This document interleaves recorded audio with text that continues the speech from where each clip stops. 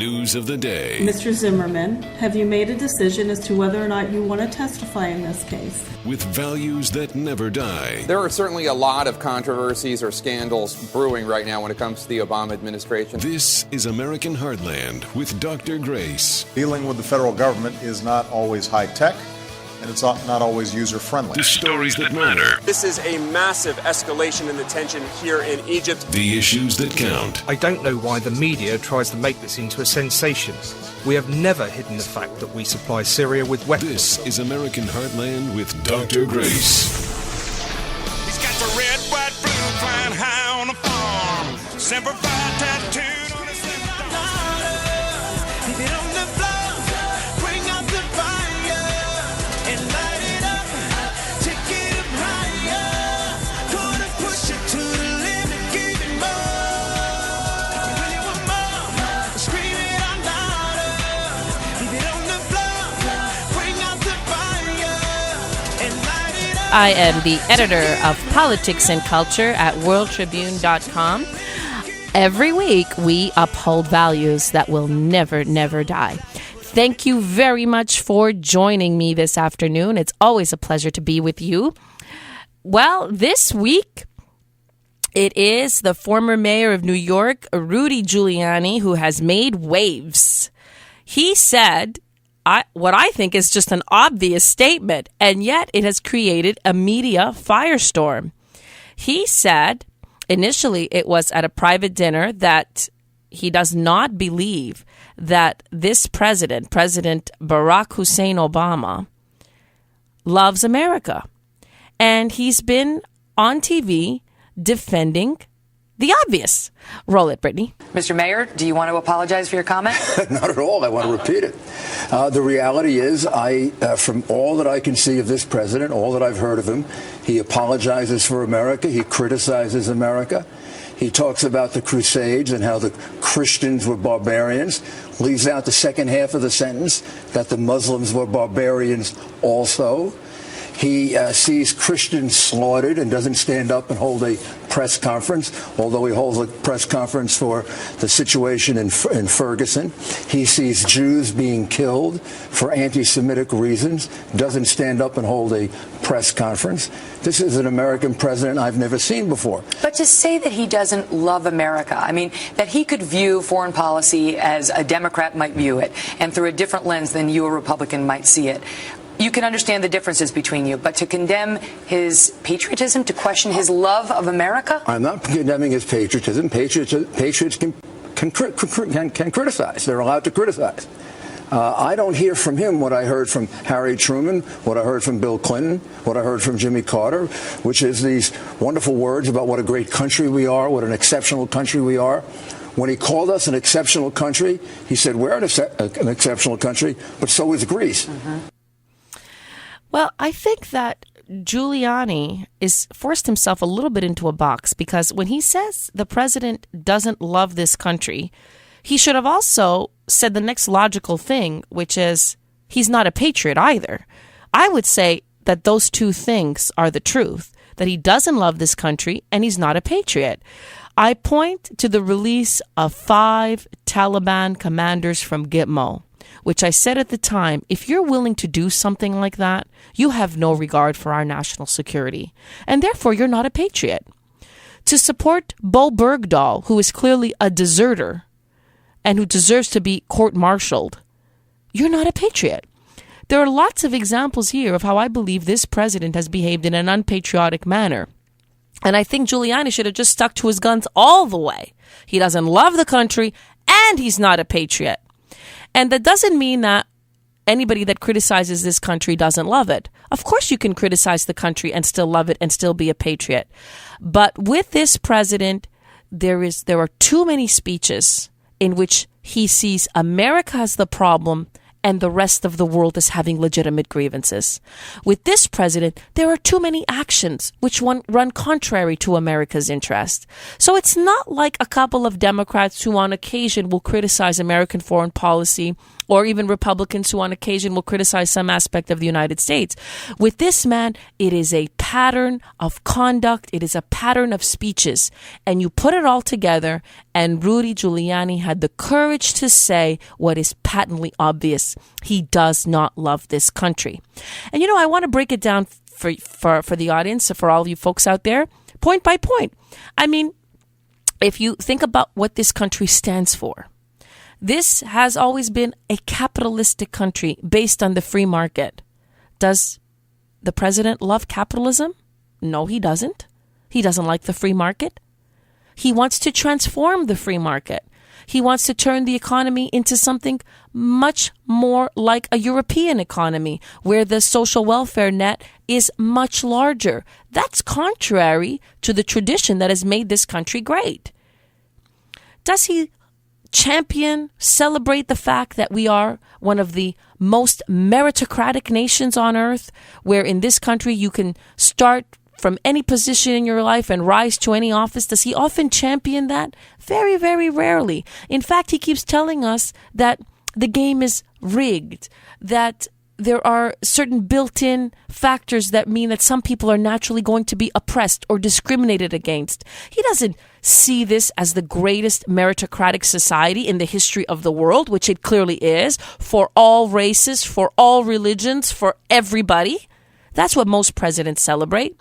In fact, the only time he ever says anything positive about this country is only when he, on occasion, references his own rise. And he talks about, only in the United States could a black man like me ultimately become president of the United States.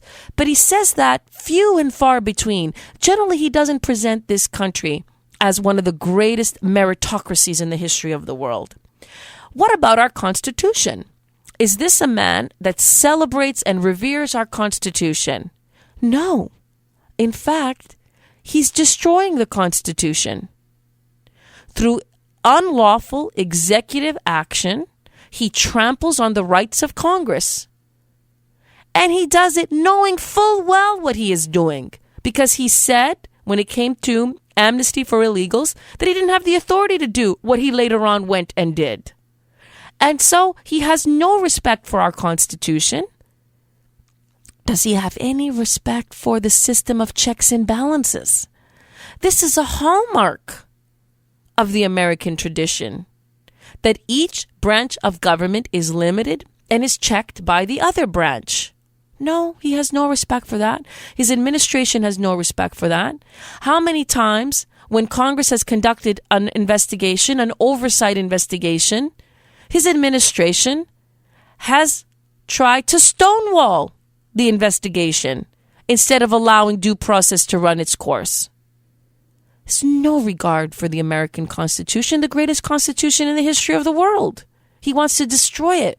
He, like so many liberals, see it as fundamentally, deeply flawed, a quote-unquote living, breathing instrument that has to be destroyed to suit whatever is trendy at the current time.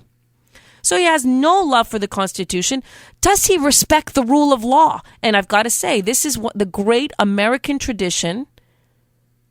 This is supposed to be a law-abiding nation, and we're proud of that. In some nations, there are many, many laws, and nobody follows the laws. And yet here in the United States, we've always been very proud that our laws are generally sound and good, and the people are law-abiding. And this is a long-standing Anglo-American tradition. We celebrate the rule of law. Does he celebrate the rule of law? No. If it doesn't suit his vision of what this country should be, he's willing to trample on the rule of law. What about when it comes to national security? Really, since the end of the First World War, America became a leading world power, ultimately a superpower. Most presidents have said with great clarity and conviction that America's role in the world is a benevolent one, that American power in the world generally acts in a humanitarian way to bring greater freedom and justice around the world. Does he see American power that way? No. He sees American power as a grievance in the world. as something that has to be withdrawn. Basically, he legitimizes what foreigners are saying, evil foreigners that want American power withdrawn. He gives them legitimacy and says, you know what? They have a valid viewpoint. We should honor and respect that viewpoint, and we should withdraw American power. So he has no love for America's role in the world, not its traditional role for most of the 20th century. He wants to change that. And he wants to allow other powers to take hold of various spheres of influence, which means what? Which means diminishing American power. So no, in foreign affairs, this is not a man that understands how American military power has to be wielded. Nor is this a man who says without shame and without compromise that when America acts in the world, we do good. No, he's ashamed of America on the world stage. He wants the United States to just be another country unexceptional, not exceptional. And then we've got to ask ourselves, what about the Christian heritage that so many presidents will often reference as a heritage that has brought great light to this country and that is a beacon of light for the whole world? In fact, what about this idea that America is a city upon a hill? Does our president ever talk to us in that way? Believing in our goodness as a people, believing in in our historical traditions? No. He said very famously that he sees this country in many ways as the forces of darkness within this country, the folks who cling to their guns and their religion. Well, you know, the First Amendment and Christianity, these are hallmarks of American identity. For him to be so condescending when he speaks about that doesn't show that he has any pride in what this country truly is. That shows it has no pride in the very foundations of this nation. And what about when it comes to American culture? Is he one that truly celebrates American culture? When it comes to our social wars, he wants something like abortion on demand, for example. He is constantly, as well as his entire party, and in this regard I blame the entire party, they're constantly trying to drum up a gender war.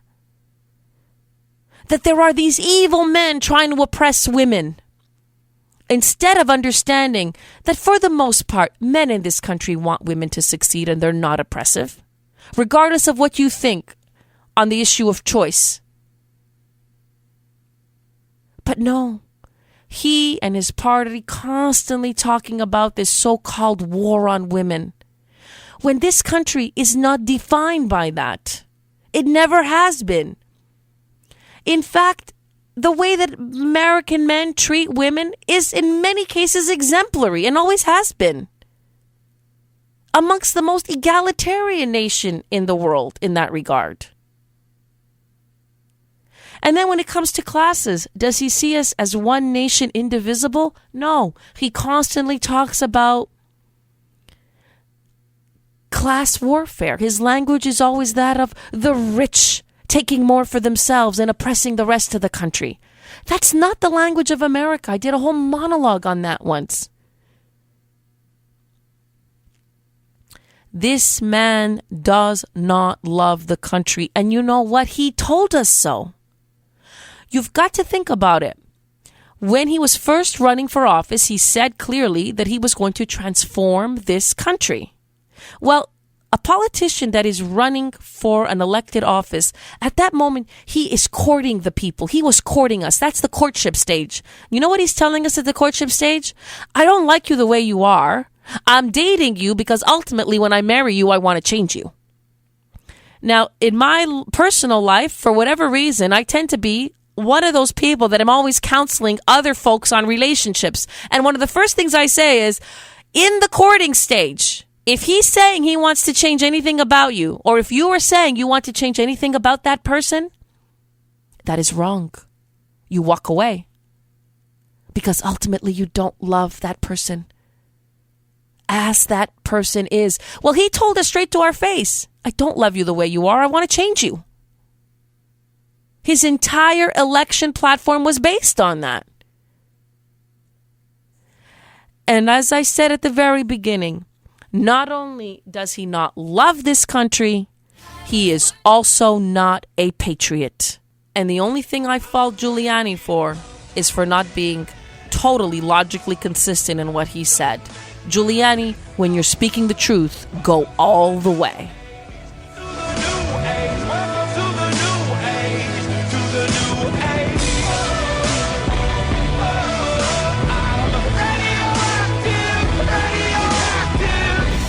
The stories that matter, the issues that count. This is American Heartland with Dr. Grace. You're listening to the best of American Heartland with Dr. Grace. The stories that matter, the issues that count. This is American Heartland with Dr. Grace.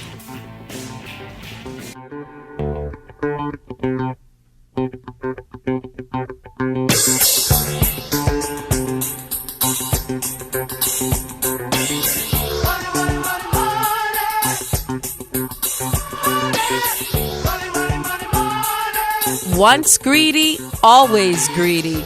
The Clintons are back in the news for, guess what? Being unbelievably greedy. There's a piece written by Ron Fournier, and this is no conservative by any means. It's posted in the National Journal, and it's called A Stupid and Sleazy Clinton Decision. What is so stupid and so sleazy? It is that the Clinton Foundation, which is a charitable organization, is taking money from foreign governments and all kinds of foreign governments, even those who are sponsors of terrorism. Now, when Hillary Clinton was Secretary of State, her husband was involved with the foundation, and they basically decided to stop taking money from foreign governments. However, after she left office, very quietly, they began once again to rake in the dough from just about anybody that's willing to give it to them. And doing this means that Hillary Clinton, who is now at the top of the polls to be the Democratic nominee, she has put herself in an impossible conflict of interest. And that's why Ron Fournier is crying out, this is stupid and sleazy. You even have people like Juan Williams on Fox News beside himself. How could the Clintons be doing this? They already have a really bad reputation. When Bill Clinton was in office, they were selling the Lincoln bedroom out to donors. They already have a reputation of being able and willing to do anything for cash. And the public remembers the Clinton years as years of scandal and corruption. So why should she want to begin her campaign for the presidency with this stain upon her? Listen to Ron Fournier explaining how upset he is. Questioning whether or not this is a good charitable foundation doing some really good things around the world. It is. The problem here is, first of all, politically it's stupid because they're taking money from countries that go against what is going to be Hillary Clinton's brand and her reputation as somebody fighting for women. Some of these countries are not very good for women. And it's sleazy because of the perception. Even if you give them the benefit of the doubt, obviously, there's no way that you should have someone who's thinking of running for president taking money from foreign countries because it raises the level of, what is it they're getting, they're expecting for that money. Even the Obama administration said this was not right, which is why they were not allowed to take these donations when she was Secretary of State. Well, you know what? For the Clintons, it's all about the perks and the privileges. In fact, the Wall Street Journal did a really detailed review. They're the ones who broke the story. They're the ones who discovered that the ban on foreign donations had been lifted. And they also showed that these governments are funding the Clinton travels to the tune of like $8 million so the Clintons can travel. And it's very obvious that this is a lobbying organization of some kind. When a foreign government provides money, this is a backhanded way of getting access and buying influence. And that's why this behavior is so alarming.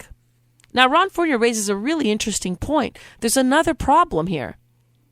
It's not just that the public will be outraged that a foreign government will have influence upon Hillary Clinton, especially should she become the commander-in-chief, but also so many of these countries fund terrorism. So how can you present yourself as a credible opponent of terrorism if you're willing to take money from countries that are funding terrorism? You have no credibility whatsoever. And let me use that word that Democrats hate that we use. That's unpatriotic.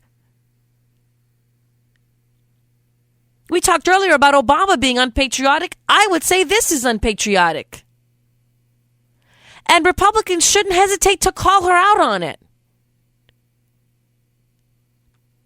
Furthermore, she presents herself, especially this time around, the second time around. You remember when she ran her campaign in 2008, the gender issue was not one that she played upon very much. She didn't really want to go there. She only invoked the gender issue when she lost to Barack Obama, and then she delivered a speech in which she said that millions of votes combined in support of her had cracked holes in the glass ceiling. So she only invoked gender at the very, very end. Well, many sources close to the Clintons now are saying that perhaps going forward, they're going to play the gender card much, much more aggressively than they did before. Well, there's a problem with that. You want to tout yourself as a woman, a champion of female rights, but at the same time, you're taking money from governments that are notorious for oppressing women. That's also a huge contradiction that the Republicans should exploit. And finally, there's another really important point. In a poll that was conducted, 50% of Americans believe that Hillary Clinton represents the future, and no other potential candidate ranked higher than her on this whole perception of who represents the future and who represents the past. By her doing this, this drudges up all of the sleazy past. And it's going to be clear to the public there isn't much daylight between her and him, Bill Clinton, Mr. Sleaze par excellence. They're two peas in a pod. And not just when it comes to her enabling his predatory behavior on women, but also the two of them combined in trying to suck up as much money as they can from whatever source they can, regardless of the consequences. You know, they say that the big vice of the Democratic Party is sex. The big vice of the Republican Party is money. It seems that the Clintons combined both vices, sex and money. That's a pretty lethal combination. And this really reinforces how shaky the Clinton campaign is. There's another really good piece out there by John Podhoretz, and it's basically titled, Hillary's Boring. Worse for her, the 2016 Republicans aren't. And he goes on to say how she's primarily famous for being famous. Indeed, she's one of the best known people on this planet and has been for nearly a quarter of a century, but for no legislative achievements. And mostly, her famous words tend to be famous gaffes. So this Hillary candidacy is riddled with problems. And lots of the latest reports reveal that amongst the Democratic base, they are hungering for somebody else to step up to the plate. You know, I'd love to see that. Why doesn't somebody challenge her? She's such a weak candidate. She can be knocked off. If Barack Obama did that in 2008, what's everybody so afraid of? And not just Elizabeth Warren, but some other Democratic governors. Even a Democratic governor that has a record that he can present as less radical than that of Barack Obama has a better chance of being well perceived by the public than Hillary does, because she's got two sets of baggage. One is her husband's baggage, which, because she behaves the same way he does, becomes her baggage. And another one is all of the baggage of Barack Obama. She was his Secretary of State, and she supported a foreign policy that turned out to be a disaster.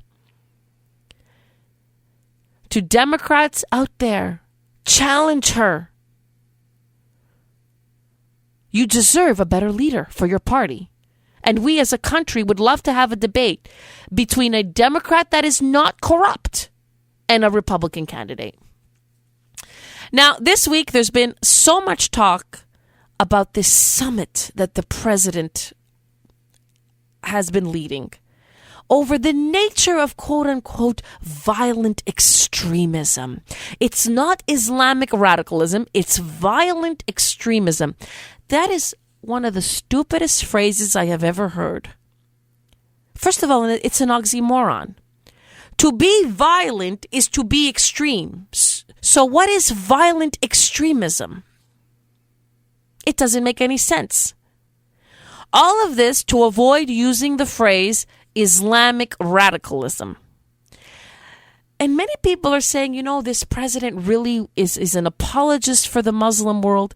But you know what is really at stake here? In many cases, he wants to cover up his inaction, his failure to lead.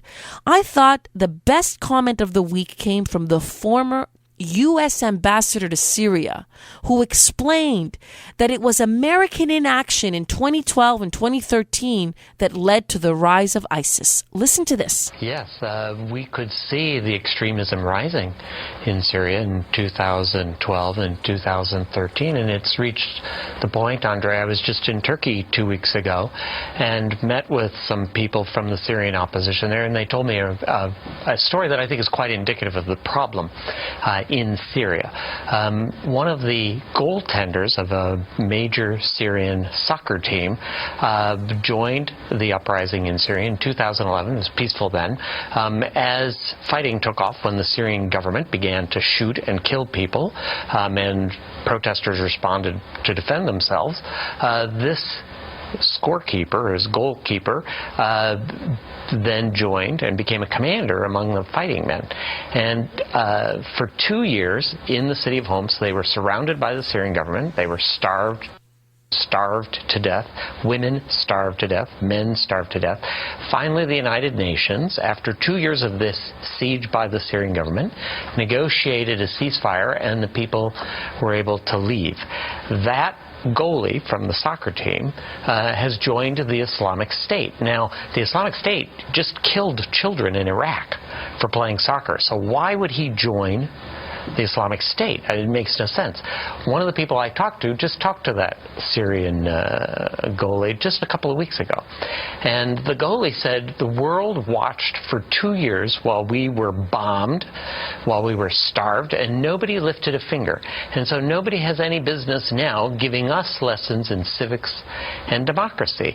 And that kind of repression has added to the extremism problem that we have in the Middle East. Well, this ambassador was saying what so many within the administration had said, and they leaked it to the press. We were telling him that he had to be much more proactive in foreign affairs. In combination with the withdrawal of American troops precipitously in Iraq and the failure to be proactive in Syria, we now have this ISIS catastrophe.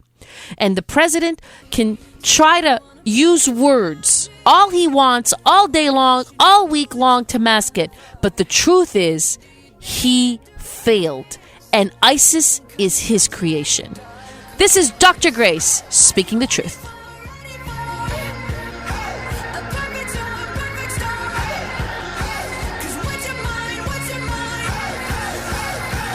There's no going back.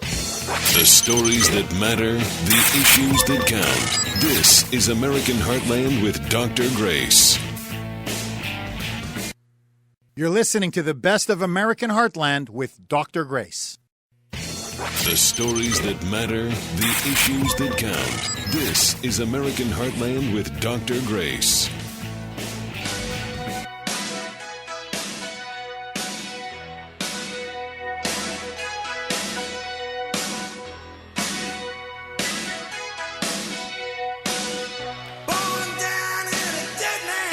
Well, we're looking for patriotic leadership, and it is nowhere to be found. President Barack Hussein Obama is trying desperately to hammer out a deal with the Iranians, which in essence will allow them to move forward towards getting nuclear weapons. He insists that any deal with the Iranians is going to be a good deal because there will be an ability to monitor the activities and delay the activities, delay their ability to get a bomb. Right now, it looks like he's on the verge of concluding some kind of a deal whereby it will be valid for a 10-year period, and the Iranians will be monitored throughout, and they will become what is called a nuclear threshold state, which is, in essence, at any point of their choosing, they will be able to very quickly move towards a nuclear weapon. The president is trying to argue that this is somehow better than the way things were before, when sanctions were in place. But he's lying to us. He believes that this is going to be one of his signature achievements. In reality, he is negotiating with the sworn enemies of Israel and with our sworn enemies, duplicitous people who can't be trusted and who have vowed to act against the interests of Western civilization. Now, Speaker Boehner, knows what is at stake. And recently, he invited the leader of Israel, Bibi Netanyahu, to come to give a speech before Congress. And that speech is going to take place next week. I thought that a reporter from the Washington Examiner by the name of Susan Ferrecchio said it best. Speaker Boehner showed Obama, well, guess what? He's got a pen and he's got a phone too. He invited Netanyahu to come without working in harmony with the White House. And the White House is livid. They have been trying to put pressure on Netanyahu not to come and deliver this speech. They're throwing everything at him because they know that Netanyahu will expose how dangerous the president's Iranian negotiations are. Now, some members of Congress, some Democrats, are so angry that Netanyahu is coming without having coordinated this with the White House that they have threatened to walk out of Congress. And this week in the Wall Street Journal, there was a really good piece by Alan Dershowitz called The Appalling Talk of Boycotting Netanyahu. And he argues, how dare any member of Congress even consider boycotting a speech by the Israeli leader? The boycott of a speech to Congress should be done only if that person is somebody who is notoriously evil, not a respected leader of a country. And certainly not in an instance in which Congress is exercising its power in the Constitution to play a role in foreign policy. Speaker Boehner has acted within the constitutional powers that he has been given. And Netanyahu is so alarmed about this impending deal that he's willing to risk the ire of the White House to come and talk directly to the American people. What is at stake for Israel is their very existence, he has said. He doesn't care what slings and arrows the White House is going to throw at him. His very life is at stake, as is the life of every single person in that country. Iran has vowed to wipe them out. And if he doesn't alarm the world and put a stop to it, you're going to see a calamity there, even worse than the Holocaust. Secretary Kerry is trying to diminish the standing of Netanyahu. Listen to what he has said trying to deride this man. And that's something that you and people in Israel and everybody else have to make your judgment about. I'm not going to get dragged into that particular choice or how it came about. I don't think that's helpful. I will say this. It's his criticism I'm asking you to address. Well, let me say this. The Prime Minister, as you recall, was profoundly forward-leaning and outspoken about the importance of invading Iraq under George W. Bush, and we all know what happened with that decision.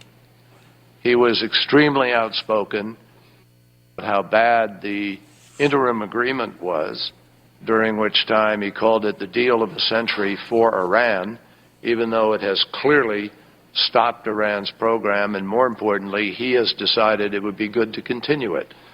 So, he's I talk to him frequently. We work very, very closely together.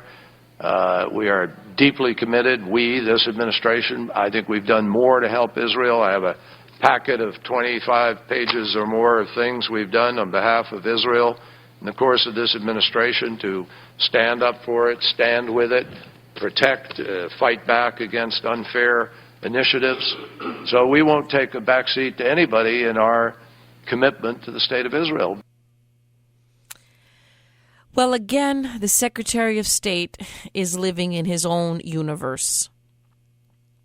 For a prime minister like Netanyahu to openly defy the wishes of the White House and come forward to talk to Congress, for him to do that, it means that he has no faith whatsoever that this administration is protecting the interests of Israel.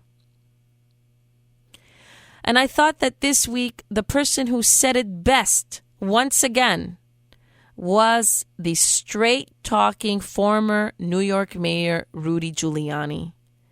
He outlined very clearly what the Iranians are doing and how foolish the Obama administration is in dealing with them. Roll it, Brittany. So let's review the agreement, because this is really what's at stake here. And then one other thing that's so important. Iran wants, it says, the peaceful use of nuclear power. Iran has 300 years of natural gas and oil reserves, and they haven't started fracking or hydraulic drilling yet. They may have 1,000 years of reserves. I'm an expert on energy because that's what my law firm does. Iran does not need a nuclear power plant for power. They got plenty of energy to export to the rest of the world. There is no reason in the world for them to have the peaceful use of nuclear power. Maybe France needs it. Maybe countries without natural resources need it. But Iran doesn't need it. So, why have they been doing this? They've been doing this because they want to become a nuclear power. Not only that, they have written that, they have said that, they have described that. The president reformer who runs Iran, Rouhani, in 03 and 05, continue to enrich uranium while they had a standstill agreement with us. He did it secretly and bragged about it, and we're negotiating with him. This is like playing poker with a guy who cheated you twice before. You know who does that? A moron.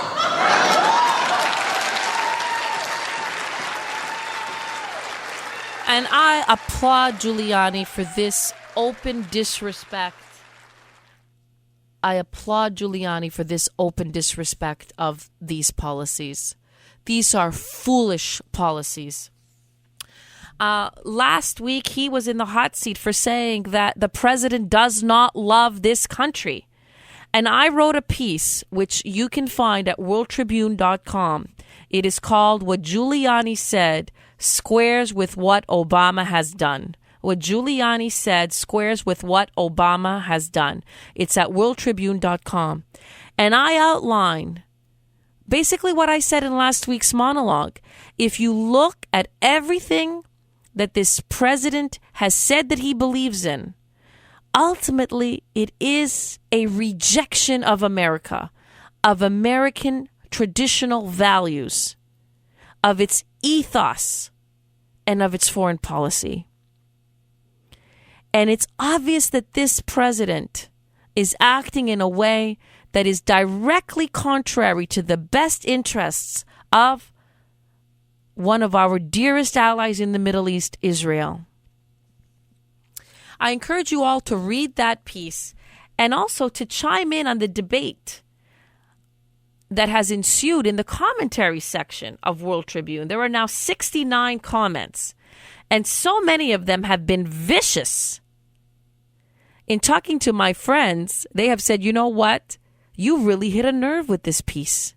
That's why the liberals are coming out in force. You hit a nerve. Well, at least I have some defenders.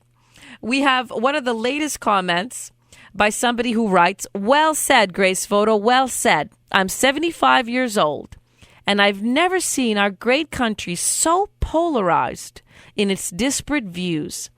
President Barack Obama is, in my opinion, largely responsible for this state of affairs. Any criticism of his administration or of himself brings cries of racism from his supporters. He should have been impeached about 2 years ago. Indeed, I think that is so. It is unfortunate that our Congress doesn't do what obviously it should do, which is impeach this president before a catastrophe ensues. Because that is really what I'm afraid of.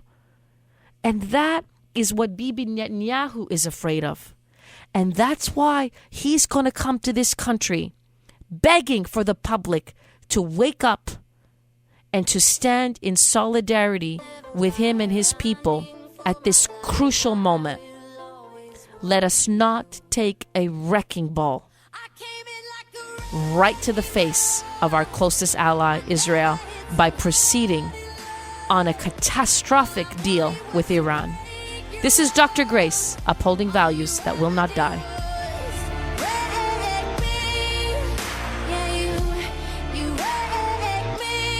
This is American Heartland with Dr. Grace.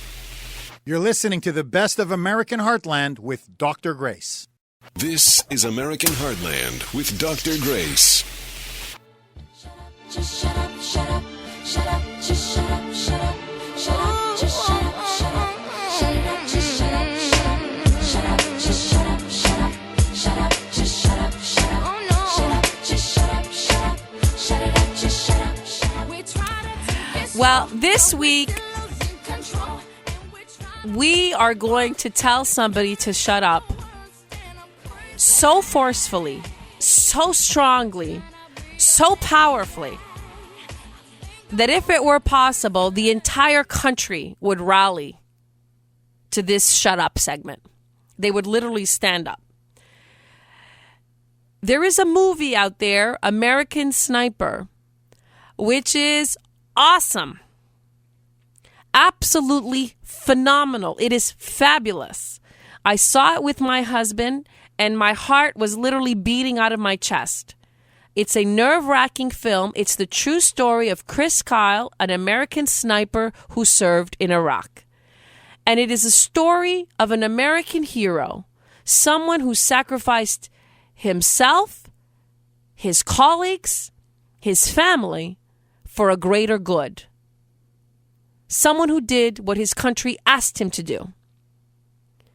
Now, as plain as day, this is a phenomenal movie about an incredible man. In fact, it is breaking box office records. Americans are flocking to see it. And it's even up for multiple Academy Awards nominations, including Best Picture and Best Actor. And I think Bradley Cooper should win it, and it should get Best Picture. No question about it, Best Picture of the Year. Enter a colossal moron by the name of Michael Moore, who on the day that the movie opened, tweeted out that snipers are not heroes. He wrote, "My uncle was killed by a sniper in World War II. We were taught that snipers were cowards, will shoot you in the back. Snipers aren't heroes, and invaders are worse." Well, the backlash against Michael Moore has been fierce and ferocious. So much so that guess who else is telling Michael Moore to shut up? It seems like Michael Moore is telling himself to shut up. What I mean is, in a subsequent attempt to defend himself, he issued out a statement in which he says, listen, I wasn't talking about American Sniper. I was just talking about snipers in general, that I was taught that these people are cowards because they shoot you in the back. But the movie's great editing. And so now he's praising the movie galore. Why? Because all hell has broken loose. In fact, you have celebrities like Blake Shelton and Kid Rock coming out publicly blasting Michael Moore.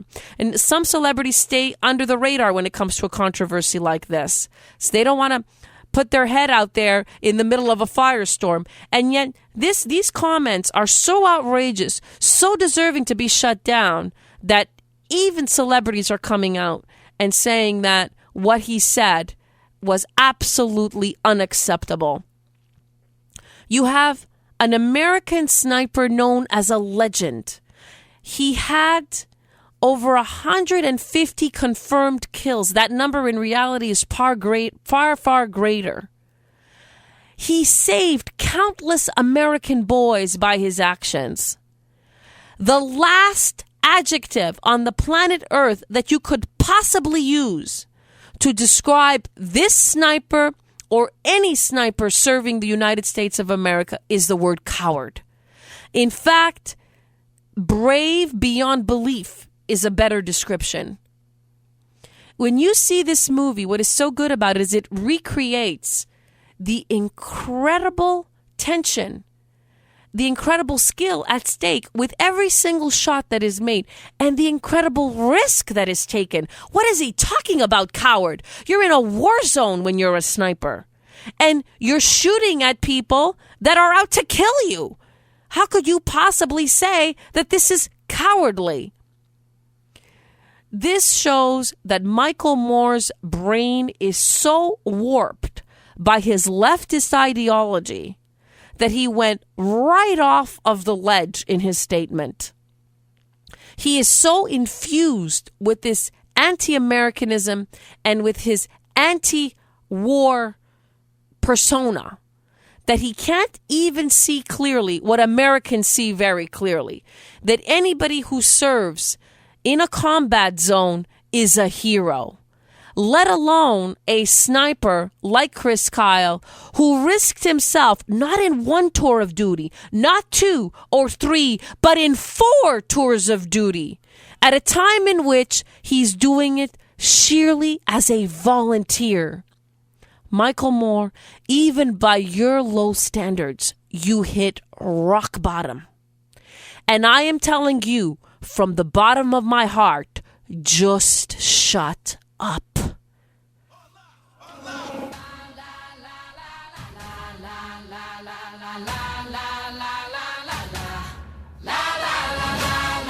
And let's go to our mailbag. Please write to me at valuesthatneverdie@hotmail.com. Valuesthatneverdie@hotmail.com. We got a letter by Harrison in Alexandria, Virginia. Dr. Grace, the Tea Party is doomed to have any of their candidates be nominated for the 2016 GOP nod. America does not want right-wing Christian extremists running this country. Listen, Harrison, Christians are not extremists, and the Tea Party is not extremist. What the Tea Party advocates for is simple. Make sure that the country does not have large deficits and that it knows how to be fiscally responsible. It's a very simple message that many households apply to themselves. And as a nation, we need to apply that lesson to ourselves. They're against high taxes and high debt. This is not an extremist position. This is common sense. And we should be more than proud to have somebody like that not only win the nomination, but possibly be the next president of the United States. A letter by Ron from Bethesda, Maryland. Dr. Grace, I'm with you for new blood in 2016 and support Scott Walker from Wisconsin as the GOP presidential candidate. No more Romney, no more Bushes, and no more Clintons. I couldn't agree more, and I'm interested to see what the establishment is going to do, because this week, Jeb Bush and Romney are going to meet, or they're going to meet soon, forgive me, they're going to meet in Utah, and we're going to see if the establishment candidates try to form an alliance to shut out some of that new blood that we so need. Candace from Topeka, Kansas. Dr. Grace, my heart bleeds for the victims in Paris at Charlie Hebdo. We must stop radical Islamic fundamentalists. Yes, and we're going to begin by calling them for what they are, radical Islamists, something the president should start doing. Victor from Las Cruces, New Mexico. President Obama is now an international joke. Why did he not attend the march in solidarity with world leaders in Paris? You are dead right, Victor, and that decision will haunt him. Irina from Washington, D.C. I'm an American Muslim woman proud of my heritage. Stop making generalizations about my faith and my people just because a few extremists have behaved badly. Well, listen, Irina, I want you to step up and show us the alternative Muslim faith that you defend by calling out these extremists and shutting them down. James from La Mirada, California. Dr. Grace, Bill Cosby is a hero to the African American community. In America, a person is innocent until proven guilty. Well, you're quite right, and that's exactly what I said, that he is innocent until proven guilty. However, the evidence is mounting against him, and there's no doubt that even if this whole situation never gets into a court of law, his legacy is now tarnished.